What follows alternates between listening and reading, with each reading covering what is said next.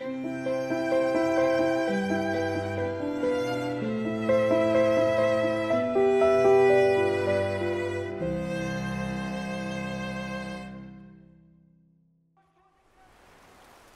sommes au IIe siècle avant Jésus-Christ en Égypte, dans la région du Fayoum, du lac Fayoum, qui a fourni un certain nombre de papyrus. Il y avait beaucoup de papyrus décrits à cette époque-là. Et à l'Institut de papyrologie de la Sorbonne, on possède une riche collection de papyrus venant de cette région. Ces dessins illustrent au fond ce que les papyrus nous racontent.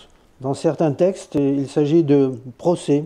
Là, c'est un grec qui se plaint d'avoir été agressé par une égyptienne, alors on la voit ici, qui lui a craché au visage, qui l'a insulté, qui lui a arraché son vêtement, qui lui a déchiré son habit, qui a jeté un seau d'urine sur son vêtement qui était tout souillé. Donc évidemment, il se plaint, il écrit pour se plaindre. Et les témoins n'ont pas approuvé ce qui se passait, et donc voilà, il demande justice ou réparation. Que s'est-il passé, on ne le sait pas, mais enfin voilà, on connaît l'incident. Alors après, évidemment, on en profite pour toujours informer de la vie quotidienne. On voit ici des artisans, un vannier, un potier qui charge son âne.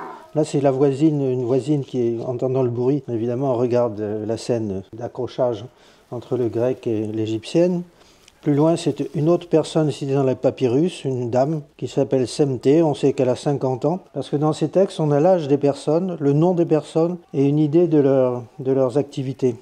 Alors on est au bord d'un canal d'irrigation, et puis on voit d'autres activités également pour donner une idée de la vie quotidienne. Alors le maçon qui moule les briques de terre crue, donc ça se passe toujours ainsi en Égypte. On met dans un moule sans fond une masse de boue mélangée de paille, et après on tire le masque, et la brique reste au sol où elle va sécher. Et alors après on les utilise pour construire, c'est ce qu'on voit là, le maçon qui construit un mur en briques crues, donc ça se pratique déjà à l'époque ptolémaïque et ça se pratique encore aujourd'hui dans la vallée du Nil. Donc à chaque fois, c'est une occasion de voir aussi les animaux.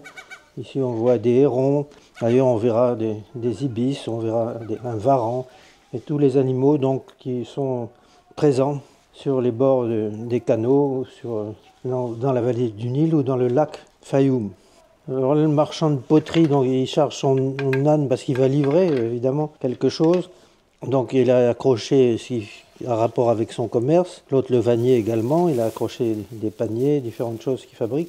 Alors en Égypte, il y a une chose caractéristique, c'est que sur les toits, on balance toujours quelque chose. Il y a toujours des pots cassés, tout ça. C'est une sorte de débarras, les toitures, en général. Donc on a mis un peu cette ambiance là. Là aussi, on jette des pots cassés ici, qui encombrent. Il faut que ce soit un petit peu rustique, quoi, comme ambiance. Ici, ce sont des palmiers coupés. Tout ça, ça va servir à faire la toiture, le plafond de la maison que construit le maçon. Alors évidemment, après, avec d'autres planches, on aborde d'autres personnes, d'autres sujets, d'autres activités, d'autres aspects du village.